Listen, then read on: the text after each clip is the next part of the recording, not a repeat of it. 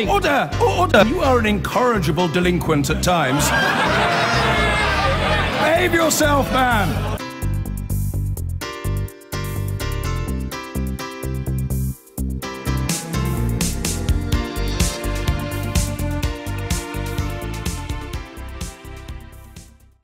Now, a jury at an inquest into the death of a man who died in a psychiatric hospital has ruled it was at least partly due to prolonged and disproportionate restraint by 11 police officers. They had been called after Olusegun Lewis tried to leave the institution in South London where he was being treated. Outside court, his family said those officers should now face prosecution. Our senior Home Affairs correspondent Simon Israel has this report. The 23-year-old IT university graduate died more than 6.5 years ago.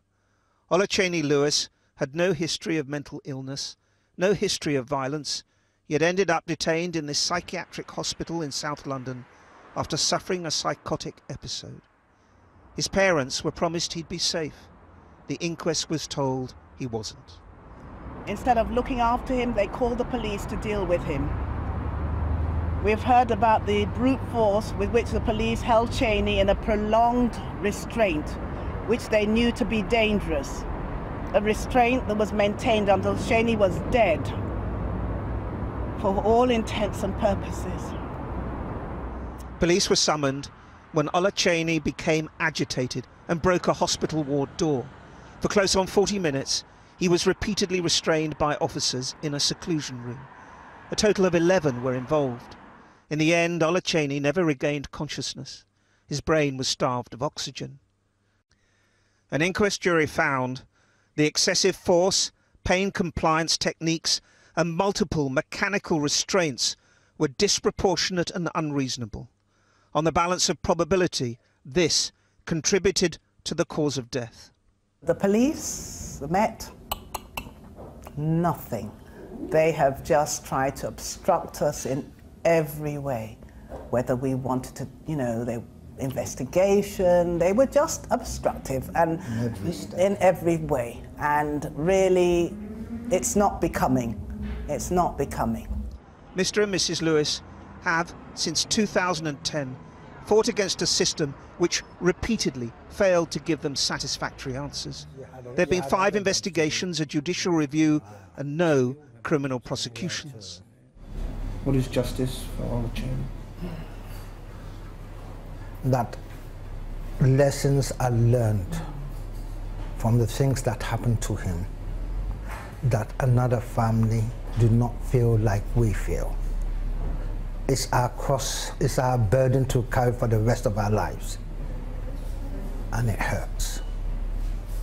The family's fight prompted Theresa May, when Home Secretary, to intervene. She wrote a personal letter pledging a major review that would feature Olusegun Lewis's case alongside many other deaths of young black men. I've been struck by the pain and suffering of families still looking for answers, who've encountered not compassion and redress from the authorities, but what they feel is evasiveness and obstruction. More than 2 years later, a report delivered in January to Theresa May's successor Amber Rudd remains unpublished, and as yet no response to more than 50 recommendations for overhauling the entire system.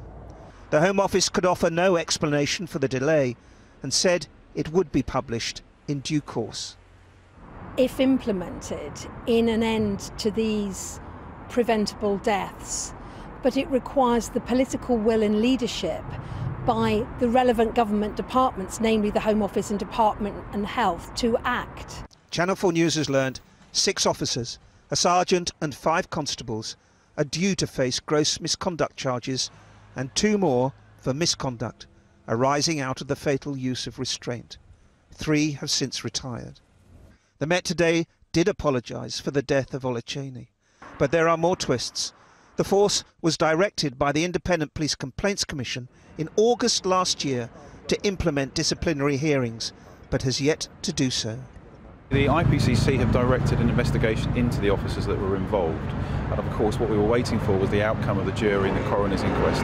That's come out today, and now what we will do is work with the IPCC to take the next steps that we need to do to follow what they're asking us to do in the direction they've given us.